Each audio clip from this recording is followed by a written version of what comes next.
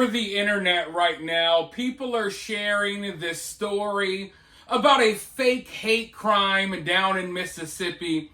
A young black man by the name of Trey Reed was found hanging from a tree on his college campus. The autopsy results already came back, and they showed that he did this to himself. Also, there's literally video footage of him doing this to himself. But a lot of the black community and a lot of people on the left have totally ignored the fact that this happened on video because they want to use the story for their own agendas. So they're all still in an uproar, all still angry, claiming it was a lynching, it was a hate crime. And I just find it interesting that black people will come together and they will rally and they will get upset about a fake hate crime. They will get more upset about a fake hate crime than white people will about actual hate crimes that are playing out in front of our face every single day, multiple times a day. These people know Trey Reed is on video doing it to himself. They don't care. They're still mad at white people about it. Meanwhile, white women, white kids, white men too, but especially white kids and white women, they're being victimized at an alarming rate. I know that for the average person, you are not tapped into the news cycle like I am. This is my job. I pay attention to the news every day. I don't talk to you about every news story that I look into. But the news cycle here in America for a while, it has basically been a daily, non-stop drip of stories about black people hurting white people in different ways. Every now and then you could add in an Asian or a Latina or Latino. But that's basically what the news cycle is here in America. Here's a few stories about black people hurting white people.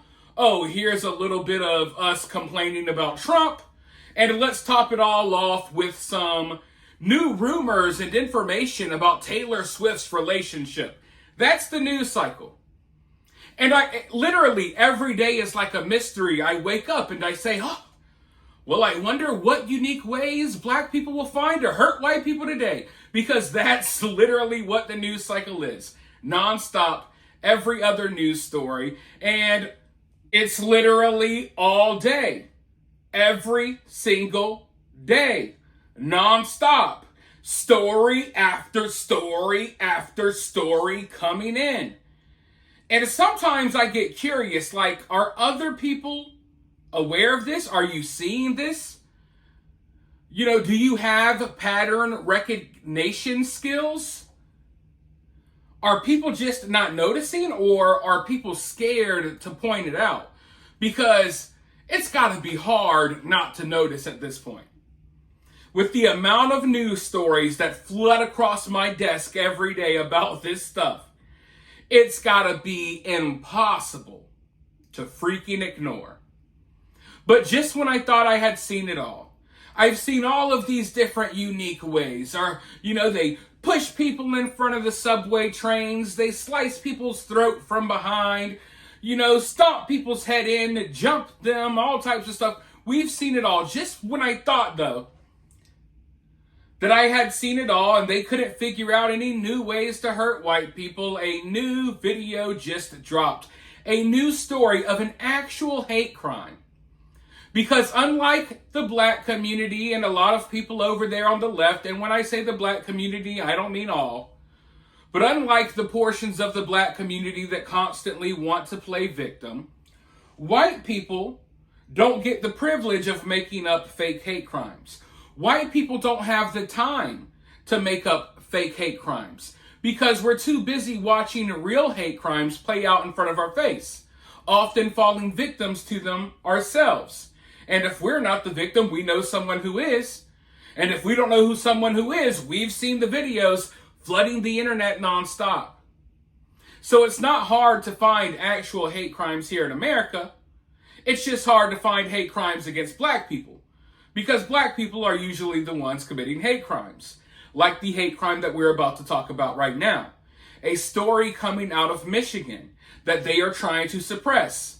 As they spread the fake story about Trey Reed, they do not want you to hear about this story about a young man by the name of Colton Mims, a junior varsity football player who at a recent football game, literally after the play was over, was belly splashed almost to death by a massive, gigantic, fat teenage football player. And like I said, I thought I had seen it all, but it's literally on video.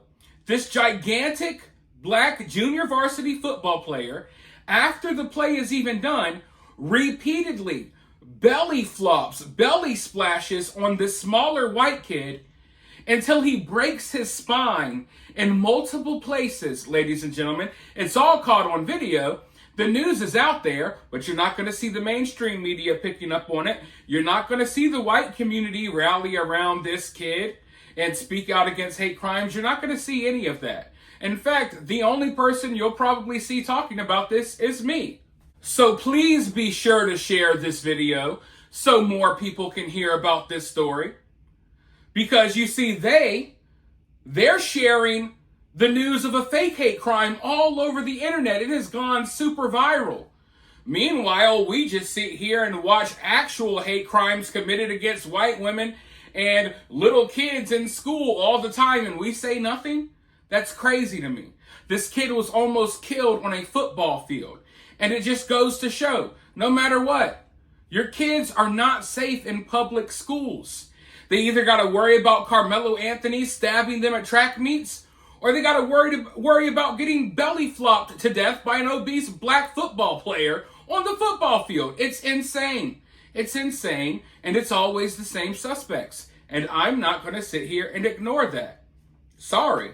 I'm not going to ignore reality to make people feel happy or to make people feel comfortable. I have nothing against any group of people. I like black people just like I like all people. But someone's got to call this stuff out, and the black community needs to start calling this stuff out more. And don't get mad when other people notice and start calling it out. Sorry, it is what it is. But let's go ahead and dive into this article, because the mother of this child is very upset. And unfortunately for her, her child's not black. Therefore, the story of what happened to him will not be told on the media. So let's go ahead and dive in. A junior varsity football game sent a player to the hospital on Thursday evening. A 15-year-old boy playing for Lakeshore High School was being blocked and then jumped on repeatedly by an opposing player. Lakeshore High School and Kalamazoo Central High School junior varsity faced off on Thursday. During the third quarter, Courtney Mims' son was injured. In the video, you can see the moment the player wearing 73, who plays for Kalamazoo Central, jumps on the Lakeshore player repeatedly. The video was taken by Mims, and she recounted her reaction after seeing her son was injured. And I, at first, was like, that's my son? And as soon as it clicked that it was, I could not be stopped. I had to go down there. It was, I don't know, I've never felt anything like it. I've never been as upset or shaken up as I was over something for my son, said Courtney Mims. Her son was taken to the hospital, where they found he had his spine broken in 2 different places. He was released from the hospital and is now trying to recover at home. He's out at least for the season. We don't know if he's going to be able to ever play again. Hopefully he should and will make a full recovery. While the varsity teams are scheduled to face off again on Friday night, Mims wants to raise awareness for potential dangerous plays. These boys are high school boys. They're 15 years old. The game means a lot to them. It's their whole life right now. They're there from before I get up in the morning to go to work till after dinner, putting in the work. And for somebody to try to take that from somebody doing so much is awful for me to see, said Mims. WSBT reached out to the Michigan High School Athletic Association regarding any potential disciplinary action against the student. Their communications director shared the following. We are aware of the situation you are describing. We talked to both schools and they are resolving this issue internally. AKA, folks, this kid ain't gonna get suspended. AKA, folks, this kid will get no disciplinary action, just like Carmelo Anthony. Literally stabbed a kid to death at a track meet. They didn't expel him. They didn't suspend him. They allowed him to graduate. Now you got this fat behemoth over here freaking belly flopping people. I'm a fat guy. I never thought of belly flopping someone like this in my life. But just repeatedly belly flopping someone until they almost die. And is he going to get suspended? No, because he's black. It's an eternal issue. We can't discuss this. If it was a white kid, boy oh boy, it wouldn't be an eternal issue at all. They'd be discussing it on every news network. They would be demonizing him, his family, and every other white person. I am so sick and tired of this. Every freaking day. Every day. And for every story like this that I bring you on my YouTube channel, there's 100,000 of them that I don't talk about. So don't think that I'm just hopping on any opportunity to call this stuff out. No, I ignore so much of it until I finally get fed up and decide, you know what? This story deserves to be heard. Let's talk about this one. Let me cherry pick this one story about this white kid getting hurt out of the thousands of other stories about white kids getting hurt by black kids that I see every day. Videos nonstop. If you're on the internet, you see them, you can't deny it. But look, folks, all I can do is use my platform to try to raise awareness and call this stuff out. And I really need your help. If you want to raise awareness about this, if you want more people to be aware of these issues, if you want people to have the confidence to speak out against stuff like this, then share the information. It's up to you. No one else is going to do it.